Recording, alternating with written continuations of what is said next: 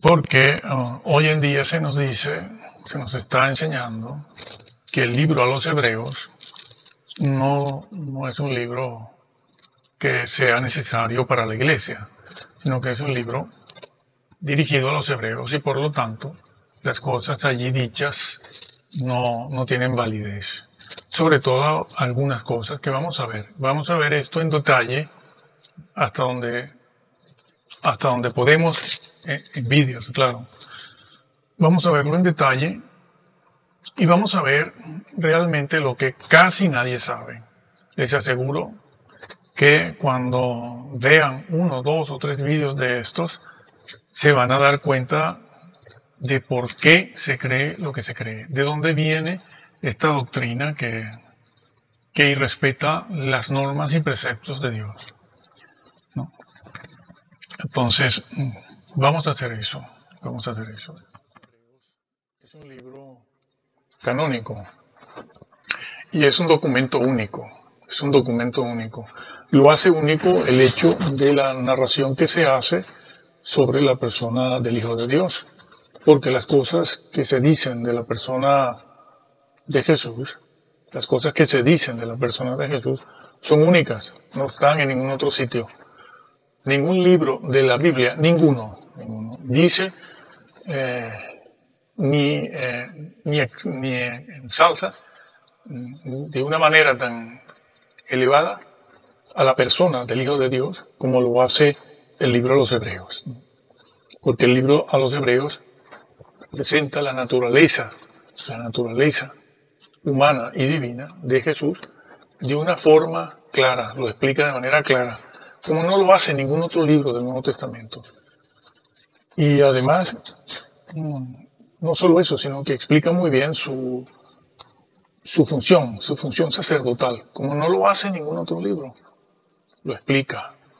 Y al mismo tiempo aprovecha el autor a los Hebreos, aprovecha para explicar toda la función sacerdotal que había en el Antiguo Testamento, en el tabernáculo, en el desierto, y después en el templo de Salomón, hasta el siglo I.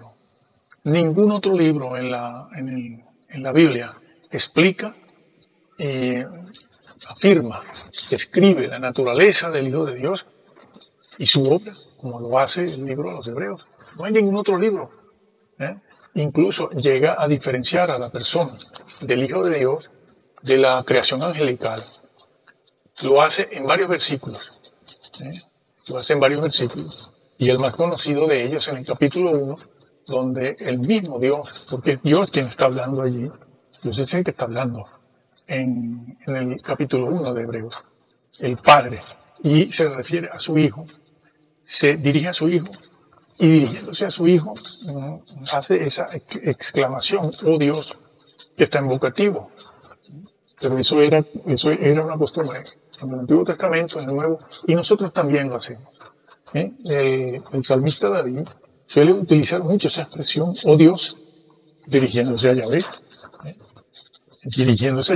Porque todo ese capítulo 1 también tiene de trasfondo al Antiguo Testamento y todo lo que David dijo de Dios el Padre y del Mesías. Así que es un libro único en ese sentido. Y es un libro que explica además, el libro a los Hebreos, es un libro que explica además por qué Jesús pudo entrar en el santuario, en el lugar santísimo. Una pésima traducción que han hecho algunos. Otros han traducido de manera correcta el versículo 12 del capítulo 9 de Hebreos por falta quizás de una mayor información. Y en otros casos no ha habido una traducción muy correcta, puesta esa traducción en el siglo XX, pero puesta en el siglo XV o en el siglo X es correctísima, porque ellos entendían bien lo que querían decir cuando se expresaban diciendo que Jesús entró en el lugar santísimo. Agias, está en plural en el versículo 12. Por eso las traducciones hoy en día modernas ya no ponen santuario. Es que no se puede poner santuario ahí. Hay que poner santísimo, como mínimo. Lugar santísimo. O el santísimo, mejor dicho, porque está en plural. Y al estar en plural está refiriéndose al lugar santísimo, no al lugar santo. Sin embargo, algunos se han aprovechado de eso para desvirtuar la entrada de Jesús en el lugar santísimo cuando ascendió. Pero ese no es nuestro tema. Nuestro tema es otro. Simplemente tratamos de decir que el libro a los Hebreos explica esa entrada. No hay ningún otro libro que lo haga como el libro de Hebreos. No hay ningún libro que explique, que diga sobre Jesús, que hable sobre Jesús, el Hijo de Dios, como lo hace el libro de Hebreos. Ninguno habla de su naturaleza, de su obra, de su superioridad. No de su divinidad, no confundan, sino de su deidad. Ninguno lo hace. Y ninguno explica cómo Jesús entró en el lugar santísimo. Porque todo el capítulo 9 empieza a descifrar, mejor dicho, a describir. Lo describe. Describe el santuario. Porque el santuario es un lugar genérico, pero lo describe. Y dice las partes que tenía, el lugar santo y el santísimo. Entonces, es un grave error desautorizar al libro de los Hebreos. Por una parte, diciendo que sin embargo sí es canónico, y han originado a partir del siglo XVI, esto se origina a partir del XVI con Lutero, y veremos por qué, y lo vamos a ver un poco en detalle, y ustedes se darán cuenta por qué y cómo nace esa doctrina gnóstico maniqueo. Lo vamos a ver ahora. Entonces, sin embargo, recientemente ese libro, a los Hebreos, se ha cuestionado. Se ha cuestionado para decir que no es para cristianos, es para hebreos. Bueno, quiero decirles que, otra vez, que ese libro a los Hebreos, de alguna u otra forma habla y se dirige a la persona del Señor Jesús. Hace descripciones de su persona y de su obra y explica toda la parte accesoria de los elementos que Jesús tuvo en cuenta y que tenían que ver con su persona para obrar la obra o hacer el trabajo y la obra de la redención. Otros libros dicen cosas muy grandes de la persona del Hijo de Dios, como Colosenses 2:9, donde se dice que en él, en el Hijo de Dios, habita corporalmente la plenitud de la deidad. Esa es una expresión, una frase que sale del griego original, es una traducción palabra por palabra, formal, ¿no? Sin embargo, mesiánicos de estas asambleas de Yahvé, hemos visto desde hace mucho tiempo que no lo traducen de esa manera. ¿Qué traducen? Bueno, que en el Hijo de Dios o en el Mesías, lo que habita es la naturaleza divina. Y son dos cosas completamente diferentes. Decir que en el Hijo de Dios habita la plenitud, habita es tabernáculo, habita la plenitud de la deidad, el vocablo es deidad, de la plenitud de la deidad. Y otra cosa distinta que desglorifica al Hijo de Dios es decir que en él o él tiene la naturaleza divina. Son dos conceptos diferentes. Bueno, pero el libro a los Colosenses, cuando dice esto allí, esto lo que estoy diciendo, lo hace en 1, 2, 3 versículos nada más. El libro entero habla de Jesús, pero también habla y presenta otros temas. O el libro también, el libro a los Filipenses, donde se dice, el capítulo 2 también, ¿sí? A partir del versículo 6, me parece. Hay 4 o 6 versículos allí en Filipenses 2, donde se dice que el Hijo de Dios no tuvo en cuenta el ser igual a Dios. Tampoco estamos viendo ese tema aquí, pero es una referencia para que veamos la importancia del libro a los Hebreos. Pues entonces allí Filipenses 2 dice que Jesús no tuvo en cuenta, no le importó el ser igual a Dios para humillarse porque asumir la naturaleza humana nuestra bajo un sistema caído era una humillación completa. Y la humillación del Señor fue una cosa grave, fue una humillación profunda como la que no ha sufrido ningún ser humano jamás. Y ya hablaremos de eso. Bueno, quizás por esa revelación única que hace ese libro a los hebreos, una revelación única y además completa, integral, sobre el Hijo de Dios encarnado, es que, como pasa siempre, como ha pasado y volvió a pasar, ha sido cuestionado. Ha sido cuestionado. No han podido sacarlo del canon y ya veremos cómo lo hubieran hecho si hubiese sido posible, pero lo hubiesen sacado si su canonicidad y su autoridad no hubiese sido tan antigua como el mismo siglo I. Sí, señor. Pero siendo un libro tan antiguo y tan citado por todos los padres apostólicos, por todos, casi todos, como también voy a demostrar, es que no se pudo quitar. Veremos una situación en la persona de Erasmo, que gracias a él lo tenemos. Gracias a él lo tenemos. Bueno, eso lo veremos más adelante. Pero quizás por la grandeza con que el libro a los hebreos trata a la persona de Jesús, es que el diablo, una mano negra, ahí ha querido quitarlo. De hecho, ha sembrado dudas sobre ese libro y no hace tantos días he vuelto a ver cómo lo desautorizan. Lo dejan en el canon, pero le quitan la autoridad. Eso es condenable.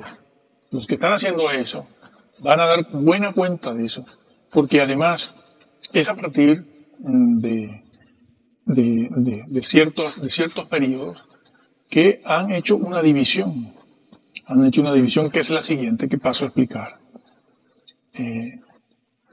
Han dicho que una cosa es la canonicidad y otra cosa es la autoridad del libro. ¿Autoridad para qué? ¿Autoridad en qué sentido? Autoridad para usarlo desde una perspectiva teológica, de tal forma que se pueda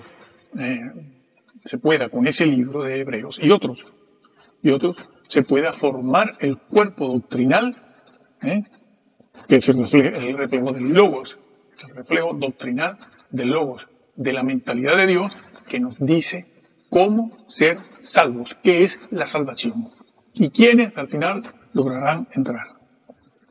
Entonces, han hecho una división, es canónico, pero no tiene autoridad, o la autoridad es menor, por lo tanto, y así ha sido dicho, así está escrito, no tiene autoridad no lo voy a tomar en cuenta para formular la doctrina, la teología, simplemente. Bueno, han hecho eso, han divorciado la canonicidad de la autoridad de un libro. Eso no existía en el siglo I, ni en el II, ni en el III, eso va naciendo poco a poco, y sobre todo en el siglo mismo, XVI. Y a partir de ahí, bueno, veremos qué pensaban estos señores, estos dos reformadores, sobre esos capítulos que no les gusta, hoy tampoco gusta. Entonces, eso es importante decirlo. Y vamos entonces a ver algo que tenemos que ver aquí, que en lo que es la canonicidad y autoridad de este libro a los hebreos. Hay que decir que hay que establecer, hay que tener un concepto de lo que es el canon, El canon se oficializó, nadie lo formó. Ese canon se fue formando poco a poco en el desarrollo de los dos primeros siglos, 3 primeros siglos, y lo que hicieron un par de concilios, que los veremos aquí, fue reconocer aquellos libros que el Espíritu Santo estaba utilizando, porque eran inspirados y tenían inspiración, la inspiración de Dios, tenían la autoridad de Dios, el contenido de esos escritos, porque lo propio es hablar de escritos, los escritos de Pablo y los libros de Pablo, las cartas, epístolas, etc. el canon se fue formando, ¿no? Y hacia el año, como veremos más adelante, hacia el año 400, 393, 397, y ya para el 419, 420, el canon estaba ya reconocido, no aprobado. ¿Por qué? Porque el canon es el que debe controlar a la iglesia. El canon, por su autoridad que tiene y su autenticidad,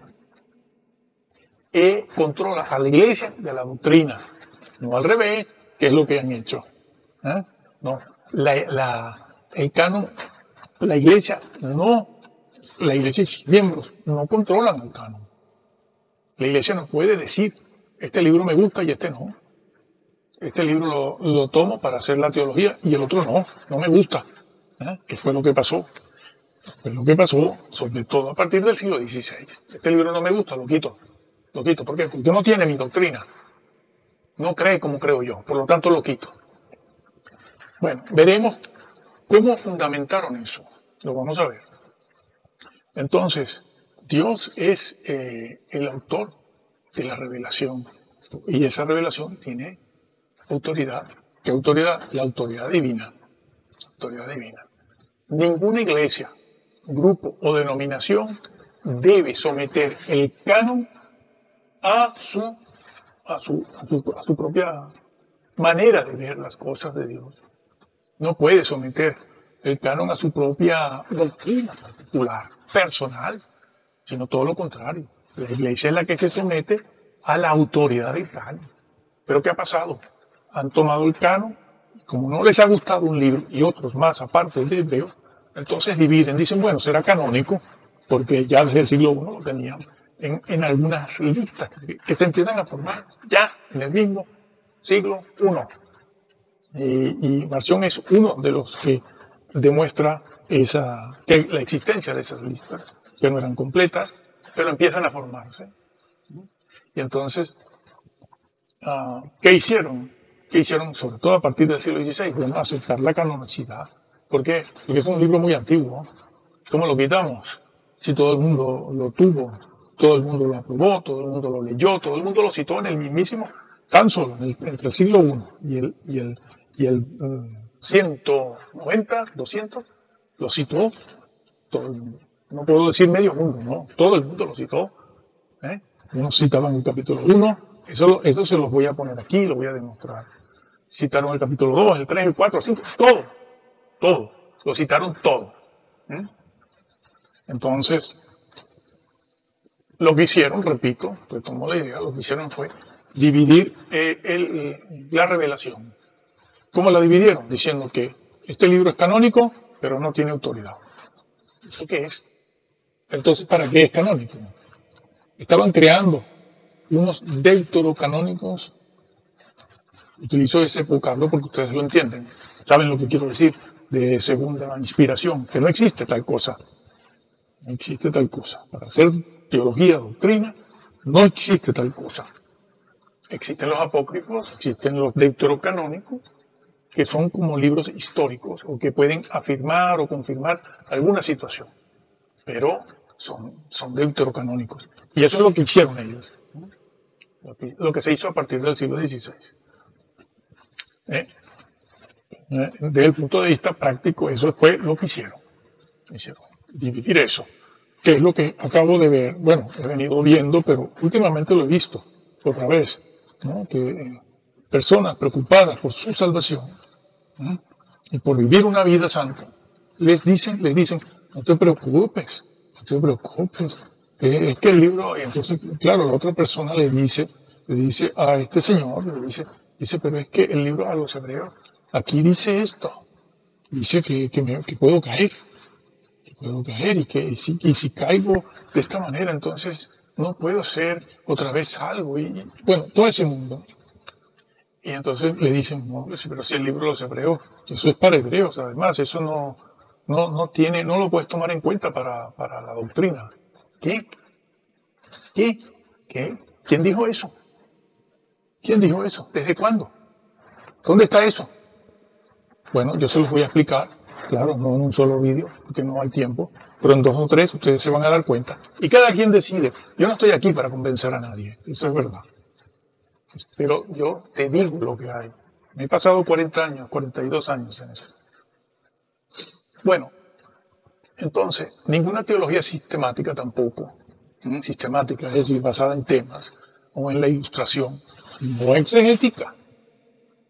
Ninguna teología sistemática y tampoco la exegética debe someter el canon a sus propias opiniones, a sus propios pareceres de una iglesia, una denominación o una persona.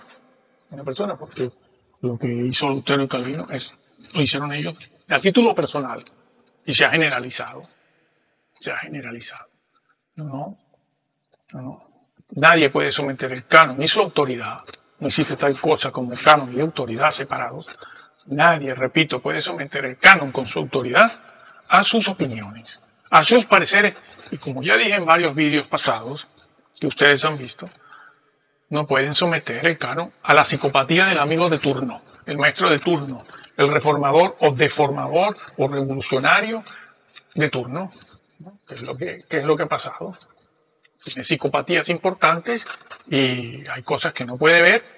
Y como que está de moda hoy en día esto del terraplanismo, existe el terraplanismo doctrinal teológico. No se puede hacer eso.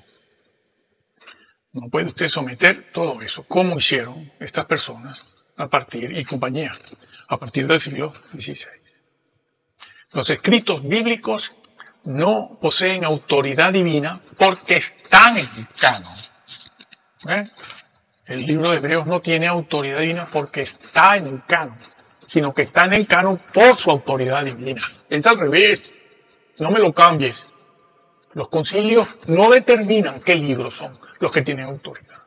Un concilio lo que hace es vigilar que sean los que siempre el Espíritu Santo usó en cada congregación y fueron tenidos por casi todos en ese territorio ecuménico del siglo II. Ecuménico no en el sentido actual, no en el sentido y en su significado de hace 20 siglos.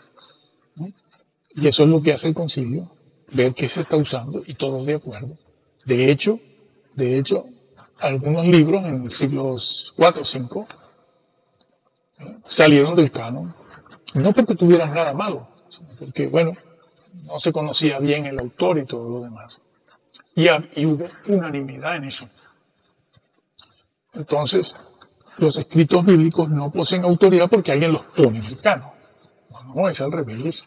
Están en el canon por su autoridad que ha sido reconocida y están ahí por eso. No me le quites la autoridad. O no me lo dejes en el canon y le quitas la autoridad. ¿Eso qué es, señores?